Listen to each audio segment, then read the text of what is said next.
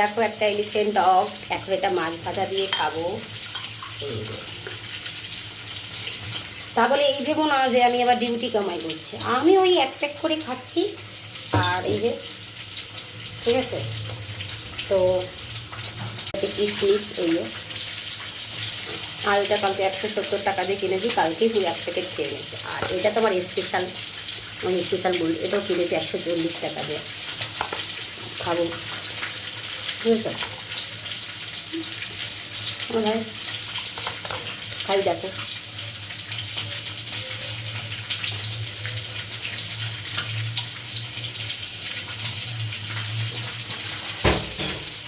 Awesome awesome.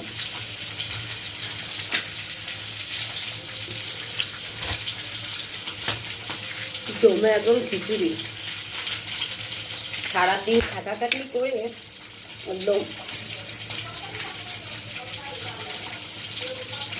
একদম পুরো জমে খেয়ে বেটার জীবন এটা, সব থেকে এটা আমার জীবনে বেটার জীবন, বুঝেছো।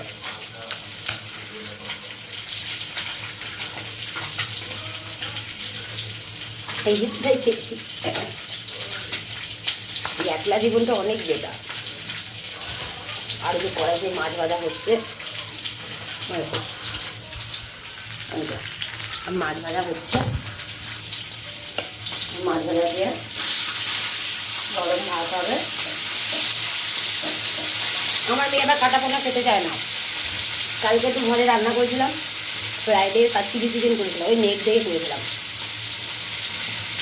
ওটা খাওয়া হয়েছে। রোজই তো মাছ মাংস হচ্ছে, আর বলো না, ফ্রিজটা আছে বলে ভালো হয়েছে, নাহলে আমার এত খাবার কী করে তুলতাম জানি না।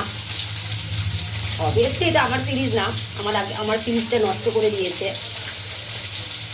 সুকুমার কর্মকার, সেই জন্য নতুন ফ্রিজটা দিয়েছে একটা। ভালোই আছি, খুব ভালো আছি, বেটার জীবন আছি। কারোর জন্য কারোর জীবন ছেড়ে থাকে না।